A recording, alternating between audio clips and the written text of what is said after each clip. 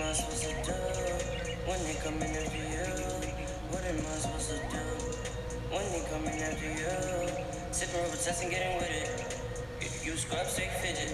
Money tall, you midget. Too gone, hey mimic. No more niggas out for cash. All these bitches out for cash. All these niggas out for stacks. But you can get it in the bag.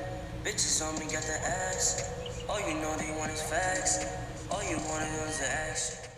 What's up, guys? So I know my last video was kind of a few weeks ago. I've just kind of been busy, and pretty much what I'm working on my car, it's taking a little more time, so I don't want to be doing like those part 1, part 2, because I don't know eventually how many like video series it's going to take, but I'll try to update you guys, I guess, once I have a significant amount of work done. But for now, I guess to kind of keep the videos going, I'm going to be showing you guys how to do the I guess your own version of a killer glass clear coolant hose. So I guess this would kind of work more for 8th gens, because I mean, I guess our radiator hose is pretty short. I mean, you could go ahead and try it with other cars, but I'll show you guys why it might not work if you try to do like bends and stuff. So this was probably like a 50-minute drive. As you can see, this thing's like a wet noodle. It usually gets like that once the car kind of reaches its warm temperature. And I don't know if you could see it kind of from here, that it's kind of turning yellow. So I would kind of recommend this for like a temporary use, maybe for a show, that upcoming show. You want to like show off your engine bay. I mean, I've been running it for like a month now, and I mean, I've never had any overheating issues. But I did notice the yellowing of it, and to show you guys a comparison, it was actually this color when I started with, and as you can see, I can't really, maybe right over here on this side, as you can see, there is somewhat of a significant color change. This coolant's blue, and I mean, you can't really tell because the thing's yellow, but it does actually work during the daytime too. So let me just kind of wire this up. Alright guys, so as you can see, it's oh,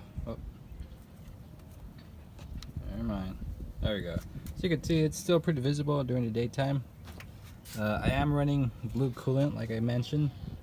It would work a lot better if the LED, it's the same color as the coolant. That way it kind of shows off more. But I mean, this is during the daytime. As you can see in the video that I'll be posting, in the night it's pretty bright. So I actually wanted to make a little video, because I'm actually going to be going back to OEM.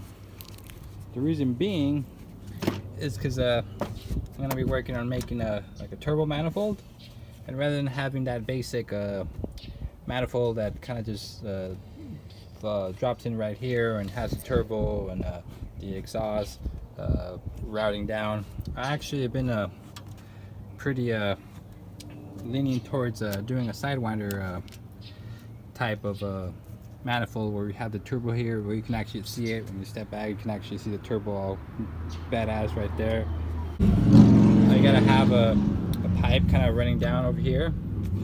So I mean, as it is, this thing's pretty flimsy, that I was pretty skeptical that it was gonna hold, but I mean, it's given me a month so far. But since it's kind of going yellow, I don't know if it's gonna eventually crack. But once the car cools down, I mean, it's kind of like this. Like, it's actually pretty significant amount of force, and it is pretty thick. But since it's like acrylic, well, it says it's vinyl, but I mean, I don't really know what the hell this material would be. Probably like acrylic, plastic, I don't know. But I mean, this thing does get pretty hot, so I wouldn't be surprised. I mean, I'm not surprised why it actually melts it. And then this, I mean, it is rubber, but it's got like some braided lines or braided layers. Same with like the intercooler couplings. It's not just straight rubber. Like it actually has like metal braids on it. Well, I mean, depends which like brand or style you get. But yeah, guys. So I'm actually gonna be taking it off. So install and uninstall is pretty much the same.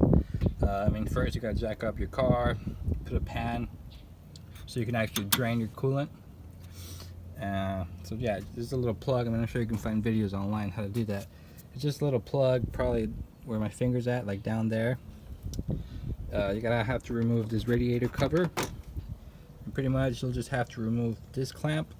And once you remove this, let me go down here, and you'll see the second clamp right here. So just take those two out, and you'll probably have to end up wrestling the hose out.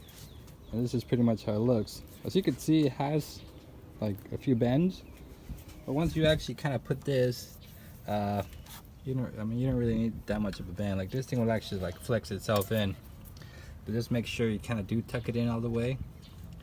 That way that extra pressure doesn't end up like blowing it out or whatever. But yeah, guys, hope you like this video. So if you want to go ahead and give it a try or have any questions, let me know. And as always, stay wicked.